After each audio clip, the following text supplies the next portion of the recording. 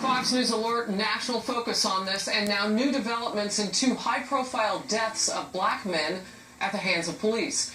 In North Carolina, many people ignoring a curfew in Charlotte as the family of the man killed by police speaks out about what they saw on the videotape of that shooting.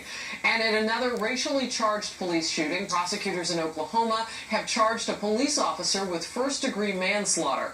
This is Outnumbered. I'm Harris Faulkner. Here today, Sandra Smith.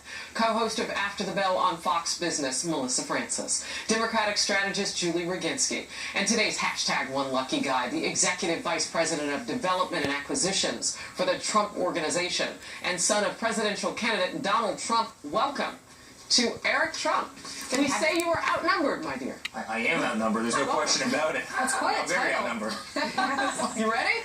Let's have some fun. Great to have you. And a big news day. Glad you're here. Thank you. All right, let's begin with that tense situation in Charlotte as pressure mounts for police to release video of the shooting death of Keith Lamont Scott. The family in this case, who speaks for the victim now, say they want it released. So will you reconsider? Ultimately, that is a factor in whether or not we release. But ultimately, right now, I don't have any authority to do so. It is in the hands of the State Bureau of Investigations. They're going to do an independent investigation in there. I tell you, looking at it from all angles, I think that is probably the better option right now. All right, so you saw those people gathered in the streets, some of them screaming, "We want the tape." You heard the discussion that they were talking about with that, Eric. We're going to first go to our reporter, Rick Leventhal, and then bring it out to the couch. Rick? Well, here are some significant updates on this story thanks to a news conference that just wrapped up minutes ago with the mayor and the police chief, who confirmed that the midnight curfew will remain in effect tonight and likely through the weekend, and also told us that the National Guard and state troopers who were brought in to help out will also likely stay on here, doing a lot of assistance in protecting businesses and property here, as they did successfully overnight last night. And we also learned that there was an arrest at 7 o'clock this morning of the suspect in the murder of Justin Carr, who was shot and killed during those violent protests in the street here on Wednesday night. The chief says that surveillance cameras helped identify the suspect and helped ID others who'd been arrested for smashing doors and windows and other crimes against property during the looting and rioting Tuesday and Wednesday. Things were calmer last night. Also late yesterday, the family of Keith Scott was allowed to view the police body cam and dash cam footage of his death when he was shot and killed by a Charlotte police officer Tuesday, which sparked the violent protest. But despite calls from demonstrators and Scott's family, the footage is not being released to the public anytime soon. I can tell you, one piece of evidence will never, ever make a good case. I know the expectation that video footage can be the panacea, and I can tell you that is not quite the case. There are a lot of other factors that have to support and corroborate even what you might visually see. Scott's family says you simply can't tell from the video they saw whether or not Scott was armed, and they say that he was not acting in an aggressive manner, but the chief says that Scott was in fact carrying a gun and that his shooting was in fact justified according to his reading of the evidence and watching of the video. Again, last night, Harris, much calmer here in downtown Charlotte, but there were still hundreds of people in the streets, and businesses have been affected. You see the Hyatt Hotel behind me still boarded up. A guy was arrested for kicking in the doors of this hotel, but there are other businesses that remain closed. The midnight curfew, in effect, will affect other businesses. A big concert that was scheduled for tonight has been canceled.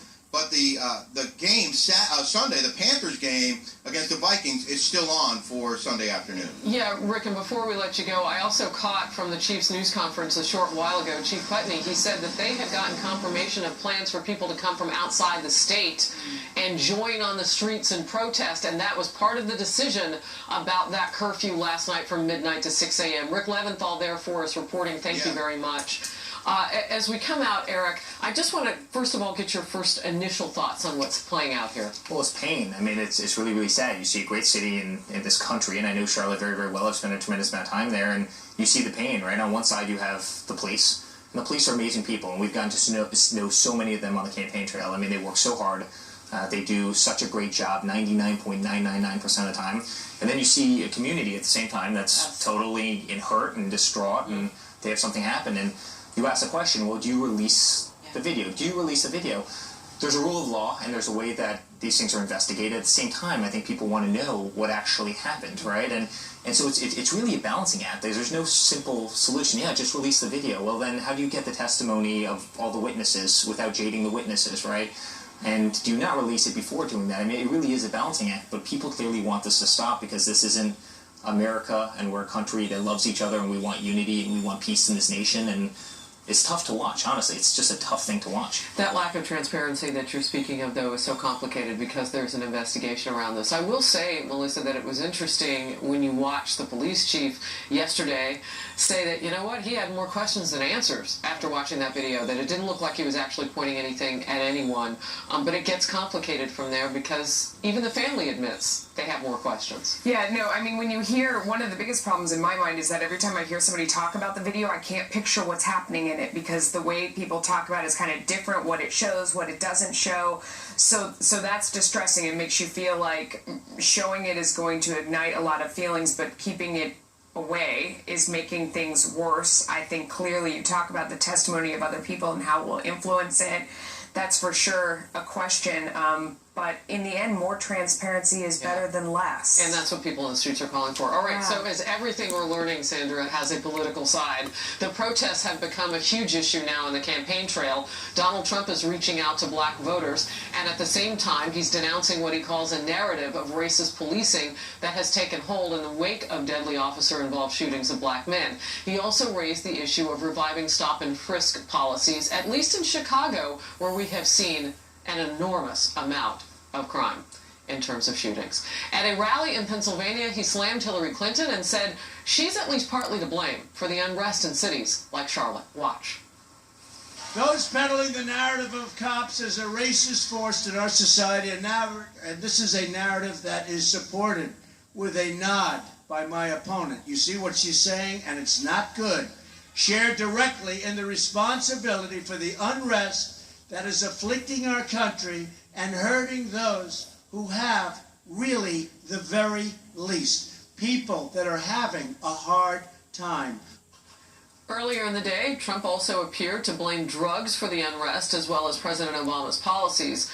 And while she was absent again from the campaign trail twice this week, that happened yesterday, Clinton on Wednesday seemed to be trying to appease two sides in the fray. We have two more names to add to a list of African Americans killed by police officers in these encounters. It's unbearable, and it needs to become intolerable. Every day, police officers across our country are serving with extraordinary courage, honor, and skill. We are safer when communities respect the police and police respect communities. Oh, the perils of political dancing. Well, it's quite clear by watching both candidates' response that this has affected this campaign. And it's brought up extremely important points and issues that this country continues to face. But as I was watching that, I thought it was so neat to watch you, Eric, watching your father, and I think you're probably doing a whole lot of that these days. But that being said, do you talk to him when we saw these shootings happen and continue to see the unrest in Charlotte? How did you talk to your father about that and get his ideas on this? Listen a lot. I mean, we speak to him a lot. The reality is there's about 1.2 million law enforcement officers in this country. And every day they do a great, great job for the citizens of this nation. There's just no question about it. I mean, there's not a day that you can't see a cop taking a fallen law enforcement officer's child to school because their father or their mother was killed in some shooting by some criminal. I mean, they just do amazing things. They're amazing people. They do so much charitable work. I mean, they keep law and order in this society. Once in a while you have bad apple, right? I don't think anybody can not acknowledge that happens. Once in a while you also have a mistake that happens, and there's no one that can't acknowledge that happens. But by and large, they're amazing people. If you were to take Wall Street and you were to put them in blue uniforms, I can tell you the problem would be substantially worse. I mean, they really are good people, and I think my father's point is we have to support law enforcement. We have to support law enforcement. At the same time, Hillary has been totally absent from so many of these communities. I mean, my father's been going into Center City, Detroit, and speaking to the African American community. I mean, so many of these communities have been totally left behind. And I'm not just saying Republican versus Democrat here. I'm just saying by past administrations for the last 30, 50, 100 years, these communities have been totally left behind. It's why in certain cities you have 60% African-American youth who are unemployed. It's why you have to walk through 3 metal detectors and to walk into some of these schools. And it's just a very, very sad thing. You raise an interesting point, but let me read you a quote that your father's running mate gave just a few days ago. And this is the quote from Mike Pence, your vice presidential candidate. Donald Trump and I both believe there's been far too much talk of institutional bias and racism in law enforcement. Does your father really believe that? Because I'm going to give you a statistic. Vox analyzed FBI data from 2012. 31% of police killings were of black people, who only comprise 13% of the population. Based on that data, and I know you're a data guy because of what you do for a living, is there really too much talk of institutional bias and racism when we see an unarmed man being shot just this week, the police officer charged with manslaughter as a result of that shooting? After that, and after the data that I just read to you, really, can you stand here and say, and your father... Listen, I'm not a data guy as it pertains to shootings. Well, this is data I'm reading. It's obviously not what I do. But do you stand by what Mike Pence said? You see that one shooting in Oklahoma, and there was nothing good about that shooting in Oklahoma. It looked like the officer choked or something. Who knows what happened there? That clearly didn't look like a good shooting. I don't think anybody's going to say that's a good shooting, and that's why that person's obviously charged with that.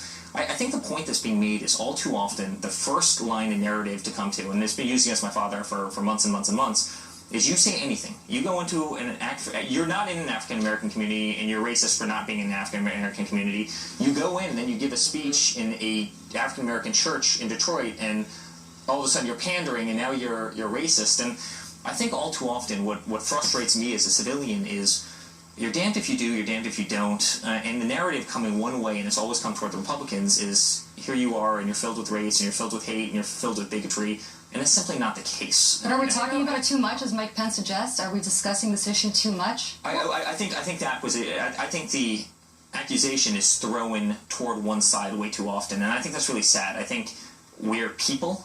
We're Americans, first and foremost. We have a great country. We have great communities. We should have great schools. We should have great wealth. We should have great jobs. And that's really my father's message. Let's put America first again, and let's put all communities first, and let's not leave certain sections of the communities behind. I would step in with something that people can agree upon, and it's something that you said earlier about the economics of the situation, and that the color is actually green, not brown, not black, not white, and not even blue. It's green, the economics of it all. And the men in blue, obviously, the men and women in blue who wear that color are often tasked to deal with the issues of poverty like no one else in our communities. One by one, we have to look at these cases, though. The one in Oklahoma is very different from the one in Ferguson, is very different from the one in the Trayvon Martin case, is very different from the one in Charlotte that we just saw. And so to collect the facts and make decisions along the way is important. And I think responsible decisions, and I think people should have the right to protest if something's bad and there was an injustice that was done. I think where I draw the line personally, and again, I'm not a politician, but where I draw the line is when you see the violence and you see windows being broken and when you see, chaos in the streets. Well, that's lawlessness. That's not. But talking about it is a good thing, I think, and it raises awareness, and I don't like to hear that people think we shouldn't talk about this anymore. We'll move on. A stunning new twist in the Hillary Clinton email investigation. Fox News has confirmed new information that the FBI has granted immunity to Clinton's top aide Cheryl Mills and 2 other staff members in addition to the 3 we already knew about. Raising more questions about how do you really prosecute when everybody's been given immunity? I want to know that. Plus, the stakes are high. Just 3 days from the first presidential debate, we'll talk about the gender factor in the showdown. Is there one? Some experts say Donald Trump has to walk a fine line in how he goes after a female candidate. But she's